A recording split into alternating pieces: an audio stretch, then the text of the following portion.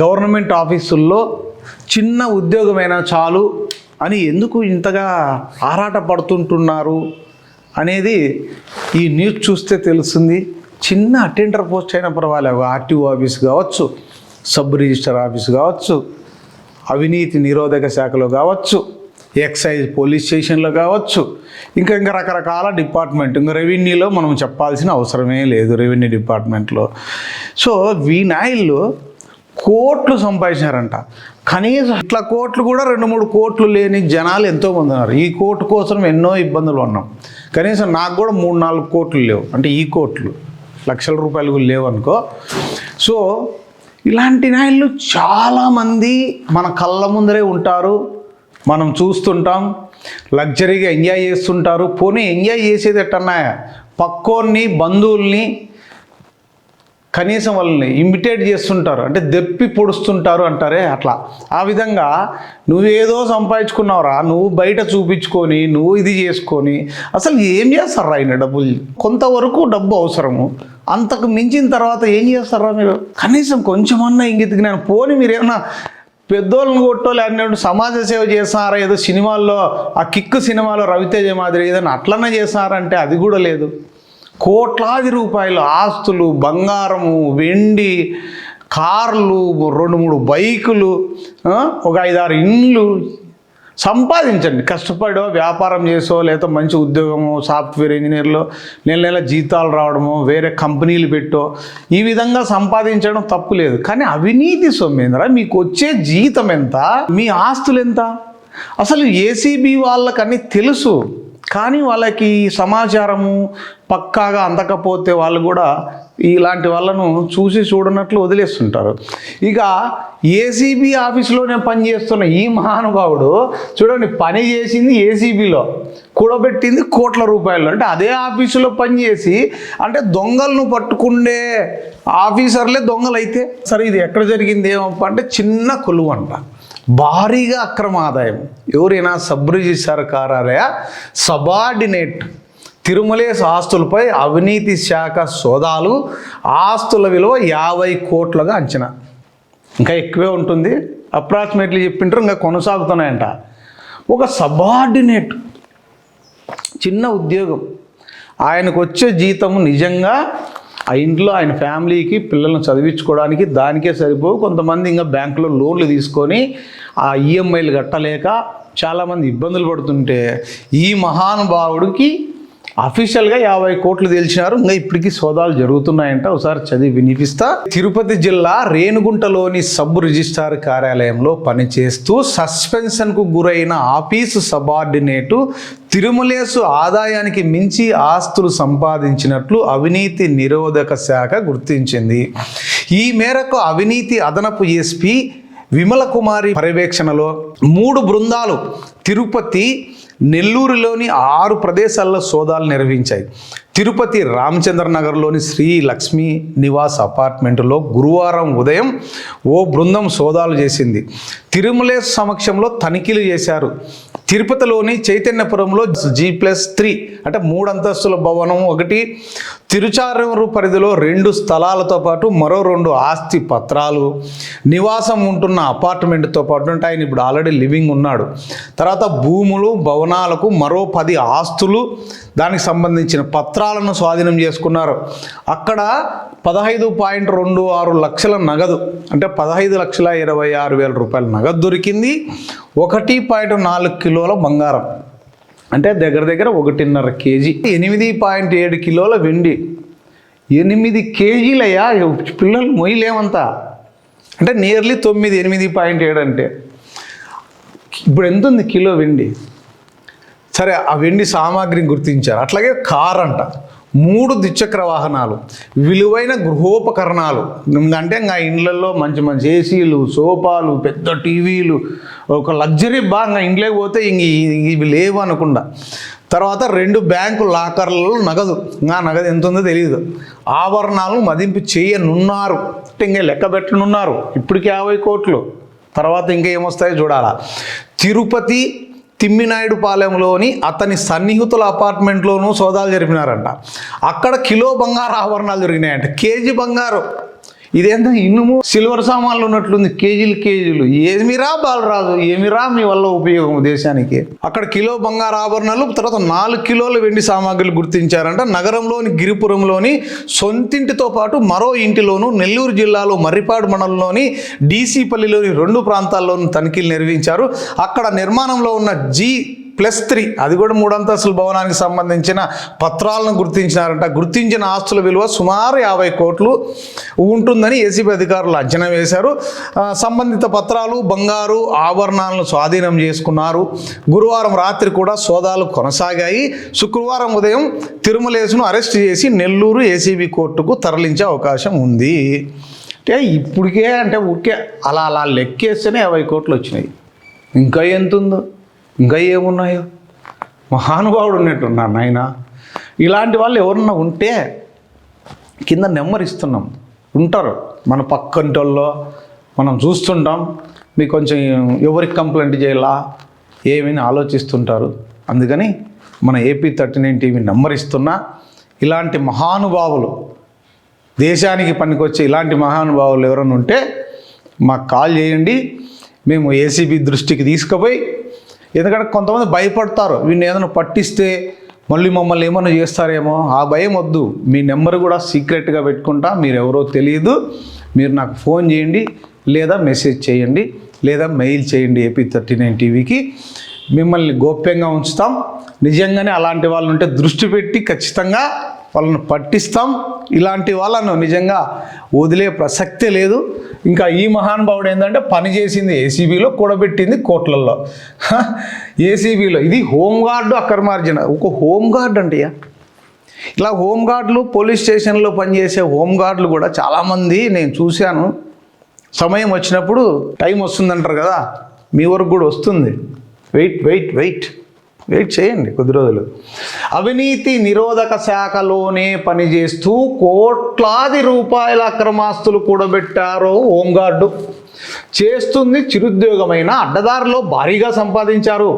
వీటిపై అందిన ఫిర్యాదు మేరకు ఏసీబీ అధికారులు సోదాలు నిర్వహించగా బంగారము, వెండి, నగదుతో పాటు అక్రమంగా సంపాదించిన ఇళ్ల స్థలాలు, డాక్యుమెంట్లు దొరికినాయి. విజయనగరం జిల్లా గుర్ల మండలం నడిపూరు గ్రామానికి చెందిన నెట్టి శ్రీనివాసరావు 43 సంవత్సరాలేనంటే ఇదికి నాకంటే చిన్నోర్రా నువ్వు, ఇప్పటికే ఇన్ని కోట్లు సంపాదించినావంటే మేమంతా వేస్ట్ రా సార్. ఏదైనా కనీసం మామూలుగా టెంపరీ పోస్ట్ ఏదో ఇస్తుంటారు కదా, అవుట్సోర్సింగ్ అని, అట్లా ఏదైనా ఇవ్వండి సార్ ఏసీబీ దాంట్లో, మేము కూడా ఇట్లా చేసుకొని కొంచెం డబ్బులను సంపాదించుకుంటాం. ఇవి 43 సంవత్సరాలు, కోట్ల రూపాయలు. 2010లో జిల్లాలోని పోలీస్ శాఖలో హోంగార్డుగా చేరినాడంట. కొన్నేళ్ళు ఏసీబీ విభాగంలో పనిచేశారు. ఉన్నతాధికారుల ఆదేశాలు పాటిస్తూ నమ్మకంగా పనిచేస్తున్నట్లు నటించేవారు. సబ్ రిజిస్ట్రార్లు, తహసీల్దార్లు, ఎంపీడీఓలు, ఇతర అధికారులపై ఏసీబీ అధికారులు దాడులు, సోదాల సమాచారం ముందుగానే వారికి లీక్ చేసి వారి నుంచి పెద్ద మొత్తంలో నగదు అందుకునేవారు. ఎందుకంటే హోంగార్డుకు చిన్నవన్నీ, అందుకే డ్రైవరు పక్కనున్న అటెండర్కి కంపల్సరీగా అన్నీ తెలుస్తుంటాయి ఏమేం చేసేది. మనం ప్రతిసారి పక్కకు పోయి ఫోన్లు మాట్లాడలేం కదా, ఏమి తెలియనట్టుగా అమాయకంగా ఉంటారు.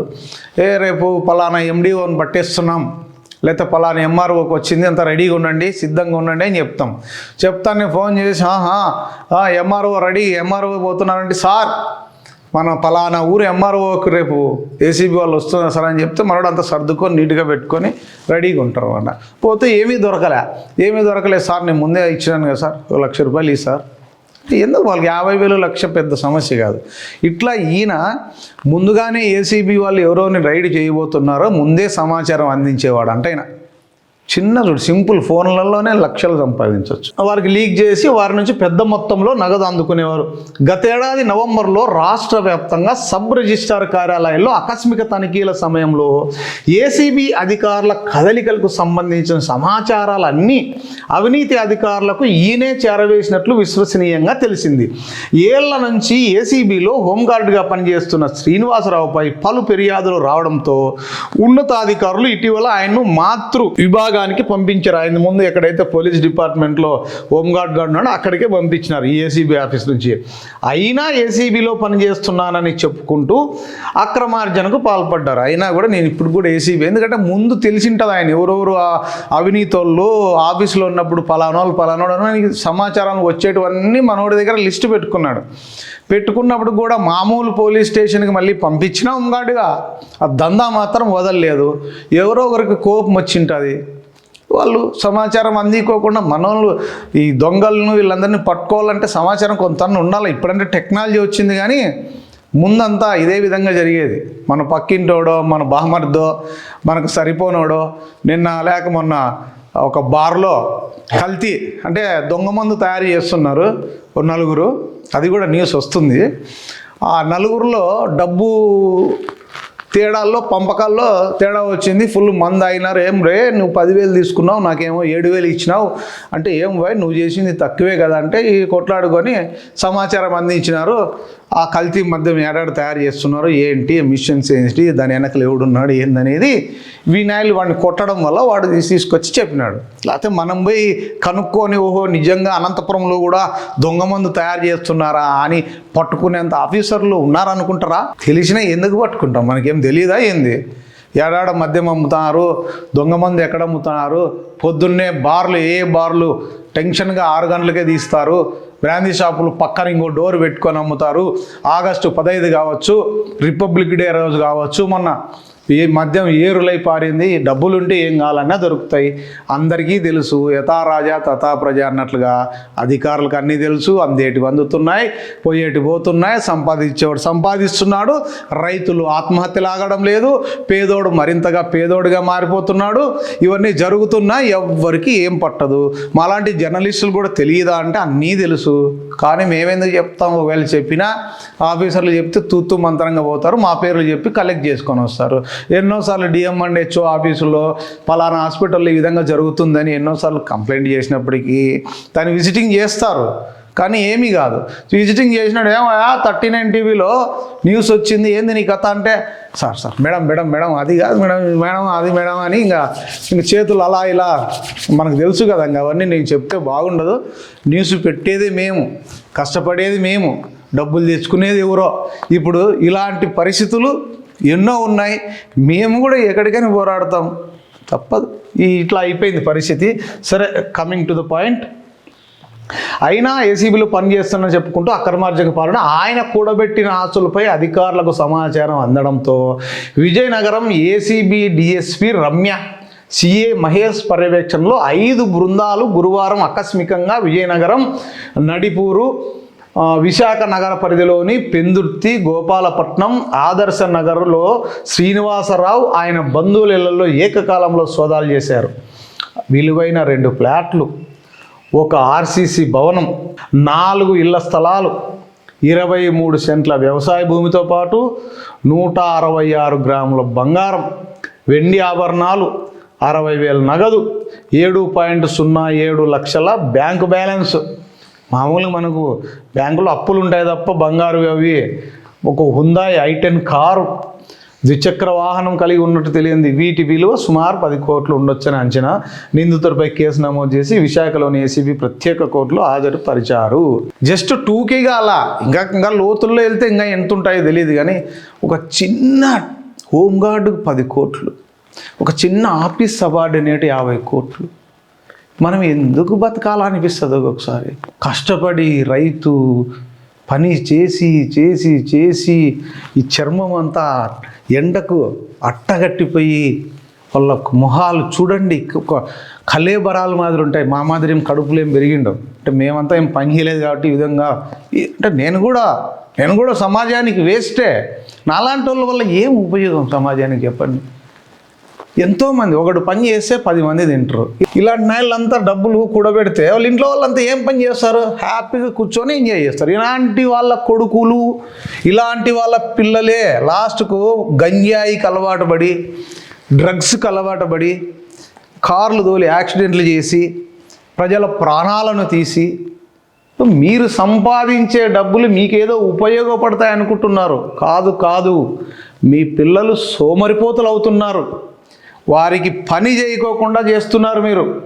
నిజంగా పేదరికం నుంచే తెలివైన వాళ్ళు పుడతారు, పేదరికం నుంచే కసి పుడుతుంది, పేదరికం నుంచే అన్నీ నిజంగా వాడికి ఒక కసి వస్తుంది.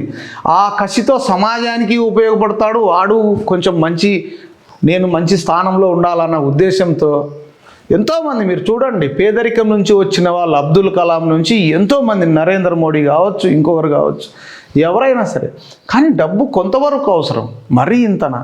మీ జీతం ఎంత, మీ ఖర్చులు ఎంత వస్తున్నాయి, వీళ్ళు ఆదాయం కనీసం ఏసీబీ వాళ్ళకి కావచ్చు, మన పక్కింటి వాళ్ళకి తెలియదా? ఒకడు అటెండర్ పని చేస్తుంటాడు, 50,000 వస్తుంది, 50,000 వాడు పిల్లల్ని ఏడ చదివిస్తుంటారు, ఇంటర్నేషనల్ స్కూల్లో చదివిస్తారు, 1,50,000 2 లక్షలు.